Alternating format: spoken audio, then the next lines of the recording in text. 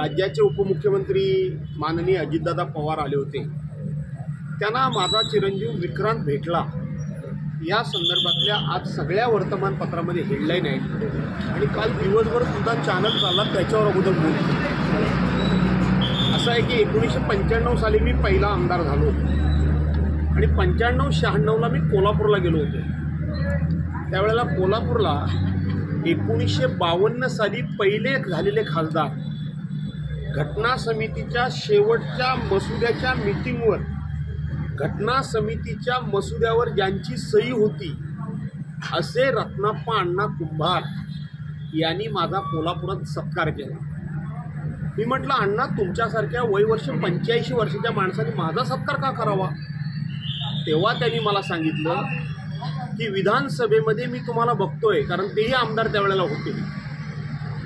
मी माझ्या या जिल्ह्यामध्ये तालुक्यामध्ये कुठल्याही पक्षाचा नेता आला तर मी त्याला शाल देतो, श्रीफळ देतो आणि त्याला पुष्पहार देऊन त्याचं स्वागत करतो।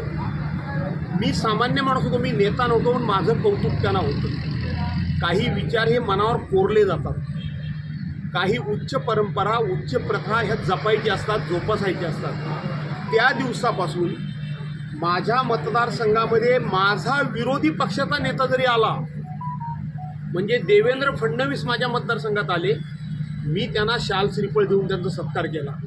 बावनकुळे आले, त्यांचा केला। उद्धव साहेबांपासून मी दूर होतो।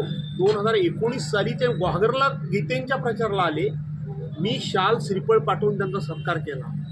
जो म्हणून माझ्या मतदारसंघात किंवा तालुक्यात येतो त्याचा सत्कार करणं ही मी एक प्रथा ठेवलेली आहे। सगळ्यांना तरुणांना कळलं पाहिजे, ही उच्च परंपरा आहे। ते संस्कार मी माझ्या मुलांच्यावर केलेत। मीच सांगितलं अजितदादांचा जाऊन सत्कार करा आणि त्याच प्रथेप्रमाणे नव्हे तर पवारसाहेब माझे दैवत आहेत, केवळ महाविकास आघाडीचे नेते म्हणून नाही।